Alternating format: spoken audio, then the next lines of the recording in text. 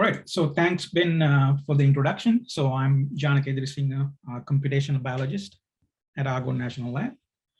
So today we are going to talk about samples and chemical abundance data and analysis in KBase. I contribute as a subject matter expert to the sample effort in KBase, and I also contribute to the lots of modeling and comparative genomics type of analysis in KBase.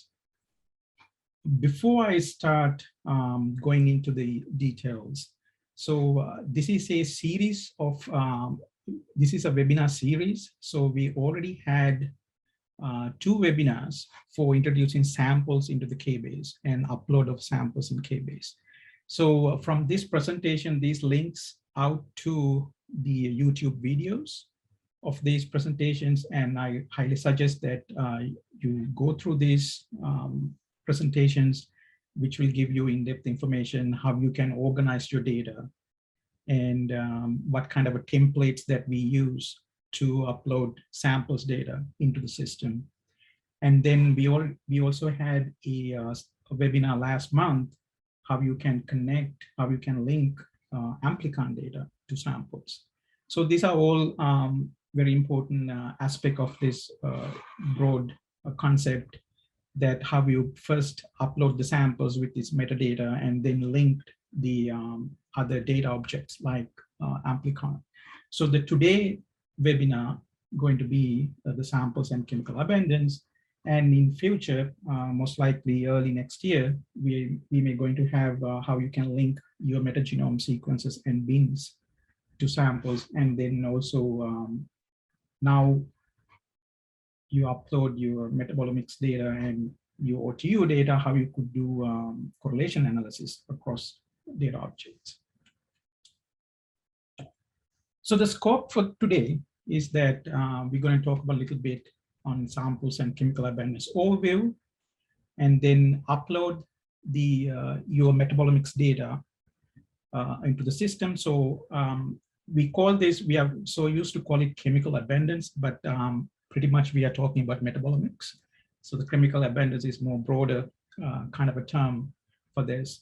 And so we're going to talk about how we can prepare, how we can format the metabolomics data and upload onto the systems. And that's perhaps most the challenging part for a researcher, try to get large amount of data into the system. Then running the analysis is pretty much in KBase is click and run apps. That's much easier compared to uploading metabolomics data.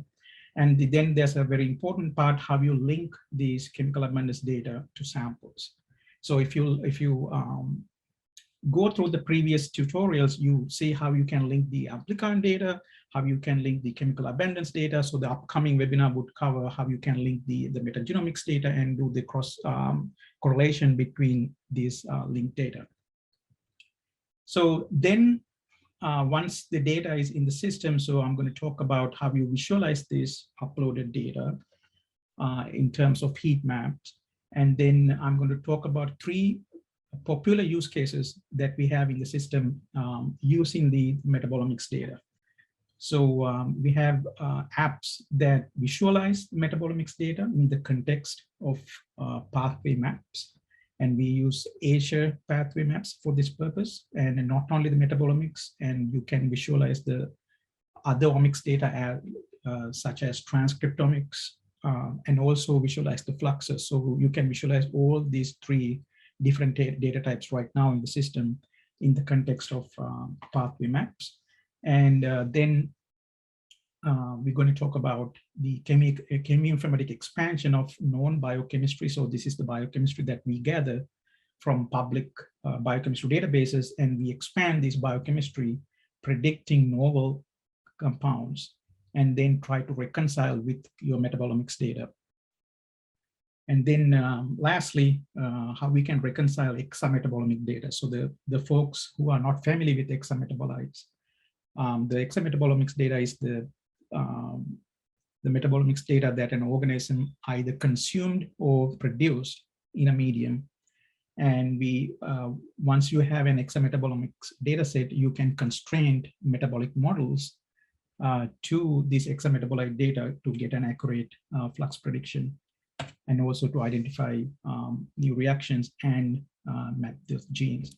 So this is our broad overview slide of samples, and you see here the sample metadata, and these data objects are linked to the samples, like the OTUs, the metabolomics data, and the metagenome data. And then we have apps and the analysis pipeline that you can do the analysis and trying to derive the valuable scientific predictions. So the sample, I think everybody's familiar with the samples, the scoop of soil or test tube of water or air sample or a stool sample. So all these are samples that attach the measurements, connect measurements made against that sample or its environment. And then the metabolomics, metagenomic sequences and OTUs we called as linked data to these samples that we use to do the analysis and then derive scientific conclusions based on that data. So I want to cover this slide about the reproducibility and of the analysis workflows in KBase, because KBase data model supports the FAIR principles. And what I'm trying to show this from slide is that here it's a sample set. So this each square represents a sample. And I'm showing here that each sample can be linked to different data objects like chemical abundance, amplicon data, microbiome, and then derived maps. So these are the beans derived from this microbiome. And all this data is linked to the samples. I'm just showing two samples have the linked data objects. So any number of samples can have linked data objects. And then these data object can be used for generation of analysis workflows. And these workflows then can be shared, copied, shared across different collaboration groups, different user facilities between professors and students. And in KBase, you can share the entire workflows or individual data objects. So when the individual data objects copies multiple times or the workflows copied multiple times, different users can change the names of those data objects, and they make different changes. The analysis can get different, but the important thing is that these data objects always link back to this high-level data object, which are samples, and show all the associated metadata. Even after copying number of times, you can see where these data objects were linked, to which sample, collected on what date, what's the location that it was collected, longitude, latitude, all that metadata is preserved throughout the analysis and sharing process. So now let's see how we can get the chemical abundance data into the system. So to get the chemical abundance data and then link with samples, we assume there's a requirement that you need to load the samples in advance into the system. So this was covered in the previous webinars that you can take a look at it, how you upload the samples. So this presentation assume that the user has already loaded the samples. So when you load the samples, you will see sample metadata, and in this screenshot it shows where the samples were collected. This is actually a Wonders data set, one of the DOE data sets that we have a presentation narrative that I'm going to show today about 4 river systems, 8 samples across 4 river systems. That's what this map shows. So once you load the samples data, and here it shows like a quick animation that how you load the samples data into the system. So there's an app called Import Samples, and there are different formats that you can, for samples right now, we have CSAR, Enigma, and KBase formats that you can load samples, and this will get the samples into the system. So I'm not going to spend much time on explaining how to import samples because this has been covered in the previous webinars. So in order to get the chemical abundance data, the most straightforward way is to go and is to generate a template. So we have an app called Create Metrics, Chemical Abundance Metrics Template app. And you can see now as the sample set reference, you have to choose the already loaded samples. And then there are different columns in this matrix that you can select in this template app, like the aggregate M/C or the predicted formula, compound name, theoretical mass, whatever the data that you have. And if you have these data mapped to other databases like KEGG or ModelSeed or GB, then you can include those data in the template. So what's most important thing this template app does is not only that it will populate these column headings, it will also populate the sample IDs as column headings. So you don't have to go through copying and pasting the sample IDs into your Excel table. And this is what I meant by, so it's already also populate these samples names into the Excel table. So because if you go copying and pasting, you're more likely to make a mistake, and we don't want that. So use the template, and then prepare the data. So in our template, as it is right now, we divide the chemical abundance data into 3 subtypes. So those are specific compounds, aggregate, and hexametabolites. Specific compounds is most likely the type that you would use for many of the compounds, like titanium oxide or sodium chloride, or whatever the compound that you have. And the aggregate is that sometimes we see these compounds that total carbon in the sample, total nitrogen in the sample. So for that kind of a compounds, the aggregate type of compounds, you can use the aggregate subtype, and then the hexametabolites. So these were pre-processed to show what kind of a compounds that were consumed from an organism or a microbiome, and what kind of a compounds that was excreted into the medium. So if you have hexametabolite data, you can use the hexametabolite subtype, and then just populate the template. And also, it's very important to understand your data on chemical abundance on the metabolomics. So at the lowest level, at the minimal level having of metabolomics data, you can just have the metabolomics data with molecular mass.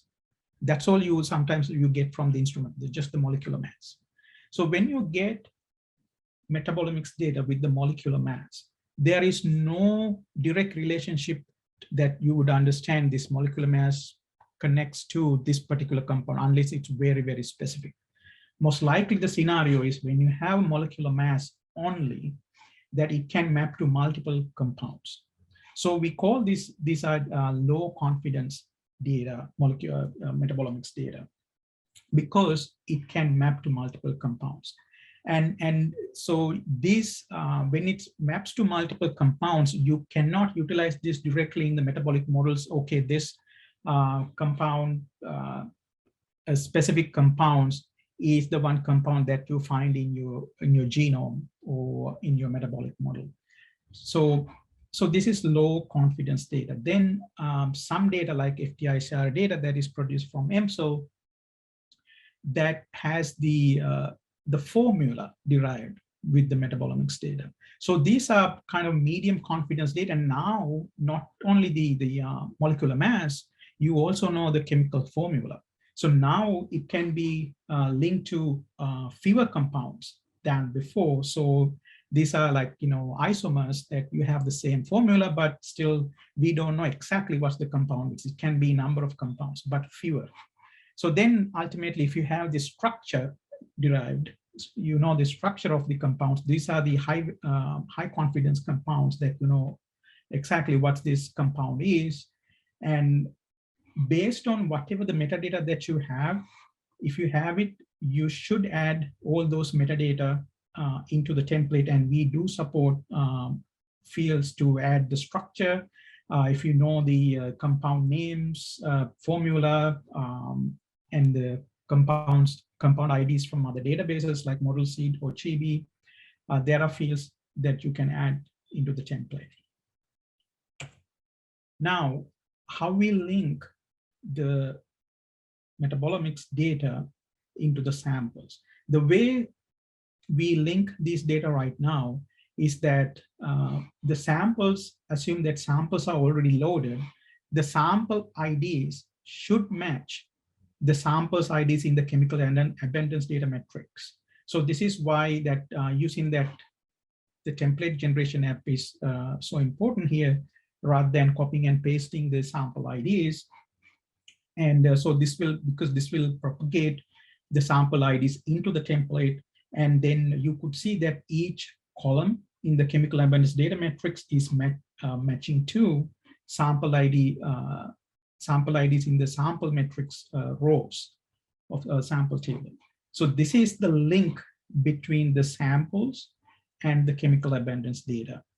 So then once you populate the template with the chemical abundance data, the metabolomics, the last step is to upload that data into the system. So we have an app, import chemical abundance matrix from staging area. And here you could see that you select the samples that you want to link the chemical abundance data. And then you select where your chemical abundance data matrix file is, fill some metadata fields, give a name to output data object, and run the app. It will link the data and load onto the system. So when you load the metabolomics data, you get a nice rich report that shows a heat map and also the data in table format. In this case, it shows in the x-axis all the samples, and the y-axis it shows the chemicals, and also shows the abundance and the distribution in this particular sample set. And it's also, perhaps this is not clear, and it also shows categorizing the subtypes. So these are aggregate specific subtypes of data. All right. Now let's look at some popular use cases of how we can use the metabolomics data. So the three use cases I'm going to discuss today is the metabolomics and other-omics data representation in Asia pathway maps. So in this, you can see in these slides, there are links to narratives. These are all public narratives. It makes much more sense if you look at these use cases in the context of actual workflows. So all of these narratives that we have used in the past, in the recent past, to do some kind of analysis and use the metabolomics data in these user cases. So feel free to open these narratives, take a look at it, the context, and the time permitting, I will also go through at least one narrative and show this, the apps that we've been discussing today.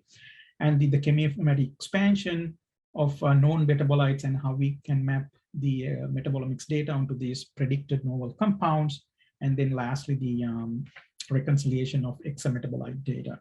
So we will, in the future, discuss the correlating metabolomics data with OGUs in a future webinar. And also we are right now developing a metabolics-driven flux balance analysis algorithm that's also being discussed in a future webinar. All right, so really quickly, I'm going to discuss about metabolic models. So many of the use cases. Sure. I was just thinking about many of the user cases that we discuss here is in connection with metabolic models. It's based on the metabolic models. So we talk about the metabolism, and one of the great tools to study metabolism, do prediction, is steady state metabolic models.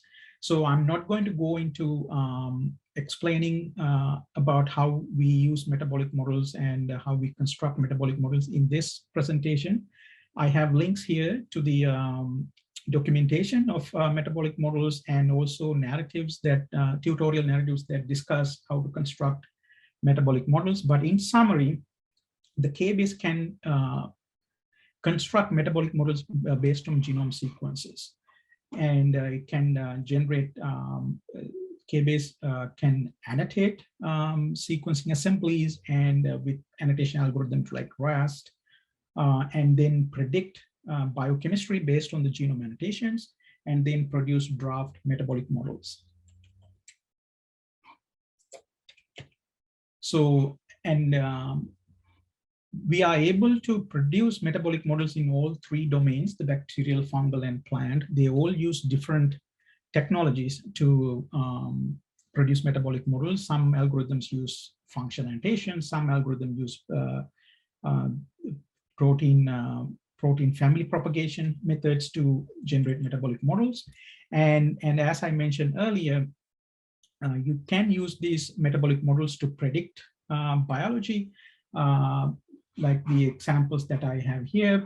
If you have a community trophic, predict trophic interactions, and the power of metabolic models really comes with integration of omics data. This is where the metabolomics comes in. So you can integrate the metabolomics into metabolic models, the cheminformatics, the transcriptomics, proteomics, all these phenotypic data, and improve your predictions to get accurate predictions and make intelligent inferences based on the metabolic models.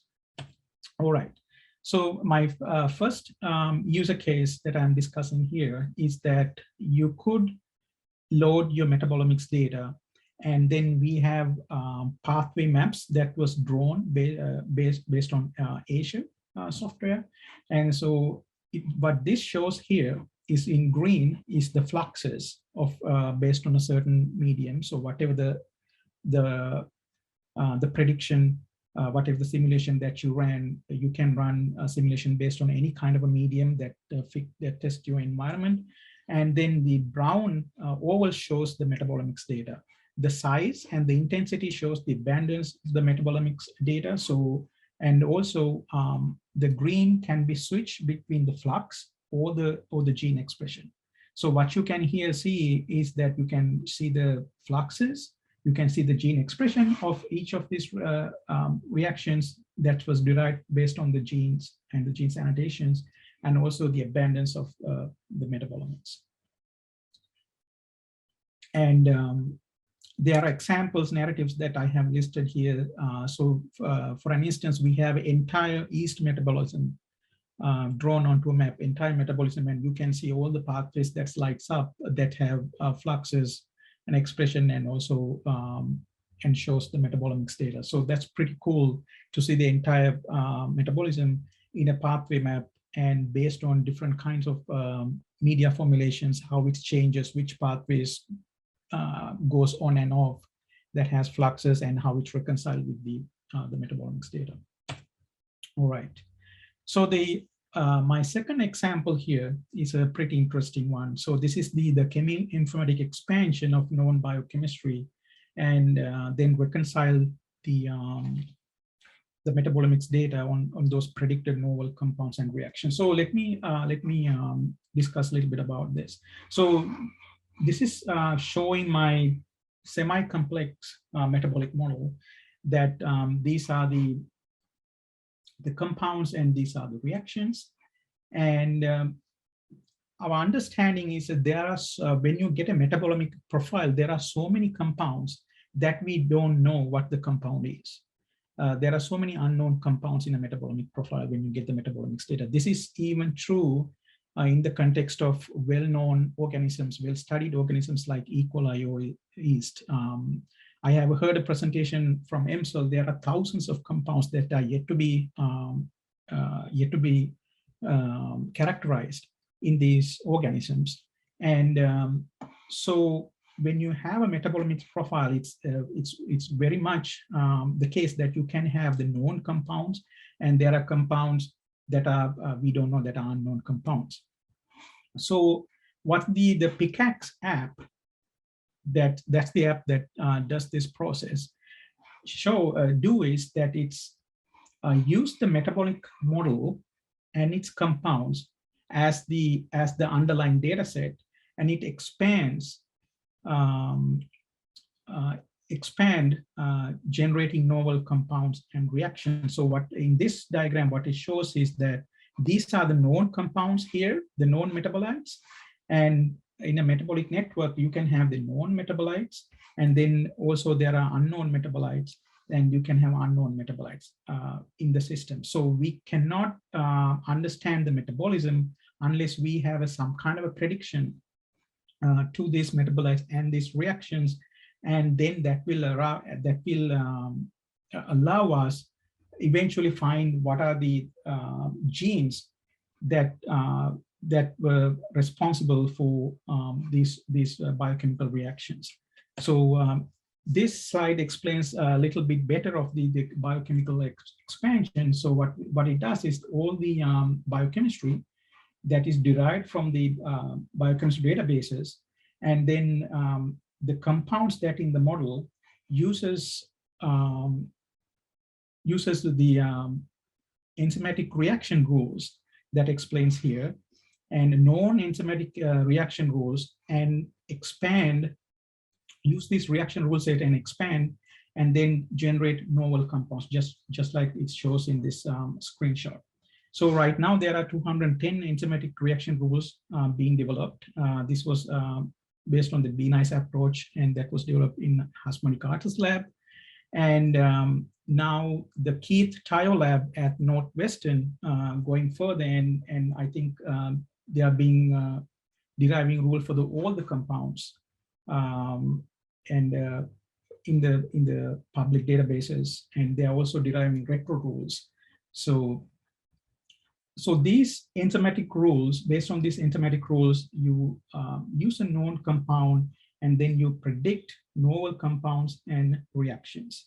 So once you have a novel compound, and then that novel compound can be mapped. Now, so when we say prediction, so it has a structure, right? So now it can be predicted to unknown metabolite from the metabolomics profile.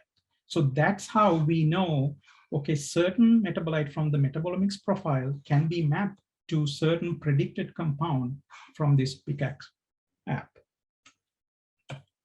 So not only enzymatic rules, there are also spontaneous reaction rules can be used using this app.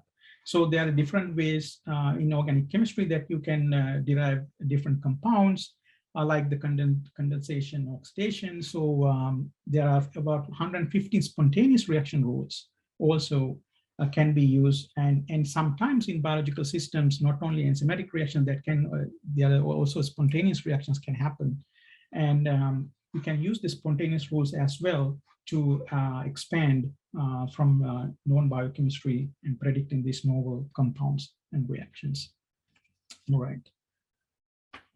So this is the app in the system, and what we are showing here is the that metabolic model. So this will filter down to whatever the compounds that you find in your metabolic model. So this can be a microbiome, or this can be an isolate, and so that's the compound that it considered to expand when you use the individual model or a microbiome model. And this is where the metabolomics metrics comes in, and that's the metabolomics data set, and it's going to use. And here in the app, it shows the parameters that there are in case of different samples. You can pick individual whatever the sample that you want to analyze. So, and then here are the rule sets. You can choose spontaneous rules and enzymatic rules, or you can just, if you want to use the enzymatic rules, you can just use the enzymatic rules. And then there are other fields, like, you know, how many generations that you want to have. The more the generations that you have, the more the compounds that that this algorithm produced, and it could be in thousands. So we recommend to use like 2 or 3 generations, because it's going to be thousands of predicted compound. And then it can group these compounds, cluster these compounds, similar compounds, And and then see whether these compounds map to any of these KEGG compounds or other compounds in the public databases. All right. So once we have an idea what kind of reactions and compounds that we predict from this PICAX app, and those compounds and reactions can be integrated back into the model, and then run flux balance analysis involving these known reactions and compounds and also the predicted novel compounds and reactions. So when you get a flux distribution like that, that's kind of an evidence, okay, it can theoretically use these novel compounds and reactions in order to generate a valid flux distribution. We can also, based on these reactions, we can also predict genes based on the reaction similarity. All right, my third use case today is the reconcile metabolomic data to reconcile exametabolomic data to metabolic models. So against the exametabolite data means that nutrients that can be consumed in a system,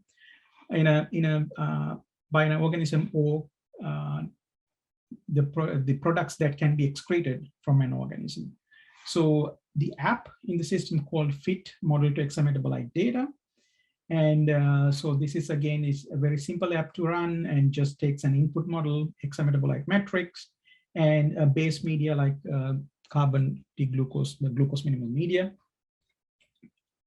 When you run that app, it gives this rich, nice rich report that what was the compounds in this exametabolite matrix and what was the score. So this was a process score that it shows whether it's consumed or produced, and what kind of reactions that it has to have in order to utilize certain compounds. And here, in one of these examples that showing here in these narratives, what is showing here, for an instance, for the Pseudomonas fluorescens, that it says the Pseudomonas fluorescens, this strain here, by gap filling or reversing the existing reaction. So the gap filling process, either gap fill means adding a new reaction or reverse the existing reaction. It can make unidirectional reactions to bidirectional, vice versa. By gap filling 81 or by reversing 5 reactions, the algorithm was able to utilize 71 out of 75 total exametabolites. That's what this this column says here. And for those gap filling reactions, it was able to predict 42 genes from the genome. So that's the kind of analysis that you can use the exametabolite data in this example. So that's the user cases that I have. The time has went much faster than I expected. So I also want to show this slide. So this is an evolving process. How can we improve? We have a template right now that supports different kinds of data. And in the future, we want to improve this, process raw data from user facilities like EMSO seamlessly, and then load the data into our system. And so we also want to ask questions from our users and from you all, like what additional metadata that you think we should have to support your data? What kind of units, measurements that we should have in our template? Do you have a high value example data sets that you can share with us to test our apps? And how we can support your research and analysis, how we can upload your bulk data sets and analyze your data. So if you would like to give us feedback, share your data, and also give your feedback, please do so, because this is an evolving process that to make our tools and the upload and analysis experience better, we highly value your feedback and your ideas. And we are also looking for beta testers. And if you like to test our apps, and please sign up using this link, and and also contact Zach. Zach is on this call, and he will give additional information. And with that, I would like to acknowledge the samples team. So this is a very big team effort. And this is a very nice combination of software developers, subject matter experts, user interfaces, and led by these great leads and PIs that makes this effort is a success. And thanks to everybody. And also thanks for taking the time today to listen to this presentation. And with that, I would like to wrap it up. And Ben, if you have any comments, unfortunately, I don't think I have time to go through the narrative workflows, but it's 12:40. So if you wanted to, if you wanted to just do a little preview, yes. that would be good. But you know, I see there's 2 questions in the Q&A doc. If you want to maybe take a stab at answering those verbally, if you go to the bottom. All right.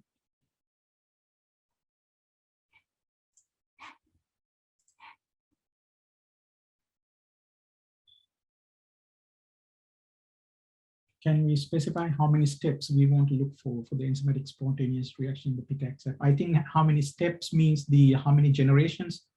I assume, and yes, you can limit the generations, and the recommendation is you can have any number of generations, but it can take more time and it will produce more and more similar like compounds if you want to have more generations. And is it possible to have a template for MSL formatted outputs?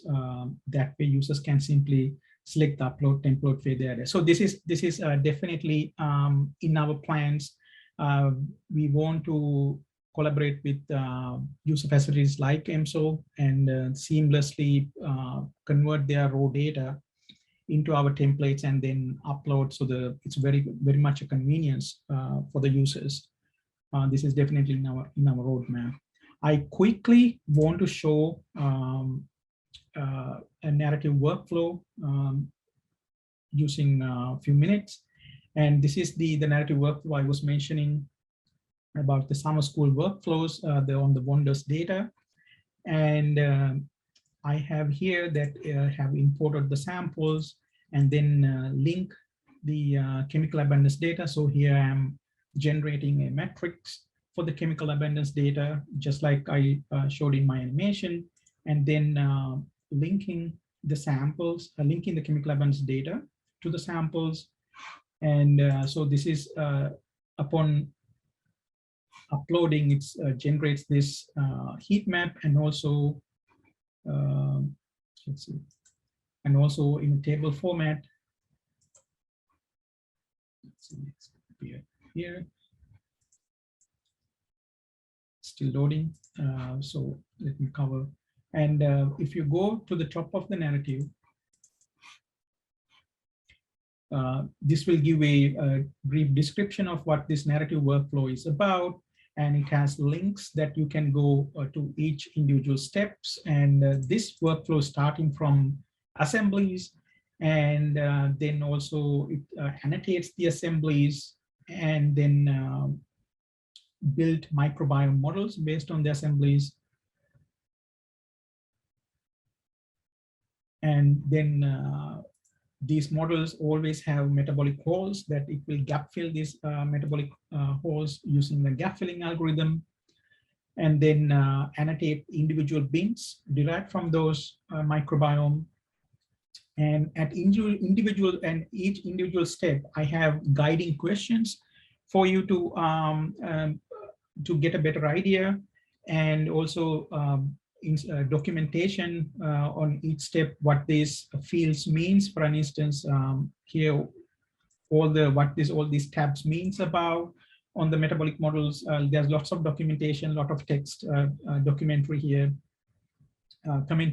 excuse me. And then running the flux balance analysis, and I have linked literature. Somebody who wants to learn more about flux balance analysis, how we do the prediction and do the model comparisons here. and it shows in heat map view how the models compared against the microbiome, and then loading the FT-ICR data. So this was data that was generated at EMSO, and we have loaded FT-ICR data here, the metabolomics data, and then eventually run the PICAX app based on those FT-ICR data, and then expanding the compounds that was finding this microbiome model, and then eventually integrating that predictions to the metabolic model. So all that analysis workflows you can go through, and there's lots of good commentary. And then there's a 2021 summer school workflow. That's a similar workflow, shows a metabolomics data set that is associated with yeast being analyzed here, and it shows the agreement of the model based on the transcriptomic data, and there is also a metabolomics data set that is being uploaded. And here I think there is a so this is the metabolomics data, and there's also a pathway viewer. So this is the map I was mentioning during the presentation. So we have entire yeast metabolism drawn on an Asia pathway map. This is a hand-drawn map by someone, and now you can see the fluxes, expression, metabolomics data all in one pane, and see which pathways have fluxes, what are the high flux pathways was, or what are the high abundant metabolites pathways versus low abundant pathways looking at the entire metabolism. And also there's a hexametabolite analysis workflow. This is the Trent Northern at JGI generated this, and it shows the use of hexametabolite and how to constrain the hexametabolite on the model predictions. Yeah, with that, I will wrap it up. And Ben, if you have any announcements. Yeah, thank you so much, Janaka. I think that was a great introduction to using all of these tools together for some pretty advanced stuff. Yeah, thanks everybody for logging in today. We will post this webinar up on YouTube shortly, and we'll have the links to the Q&A document and stuff in the video description. Yeah, if you have any questions, of course, you can reach out to us at engage@kbase.us, or you can, of course, use our KBase help board if you are trying to use any of these features and getting stuck. So thanks again, everybody, and we will see you again in 2022. Thanks for watching this webinar. For more webinars and tutorials, subscribe to our YouTube channel. You can see announcements for upcoming webinars and recordings for previous webinars on our website at kbase.us/learn. Let us know in the comments what content you'd like to see in future webinars. Be sure to follow us on Twitter at DOE KBase. And if you have questions or encounter an error when using KBase, please contact the help desk.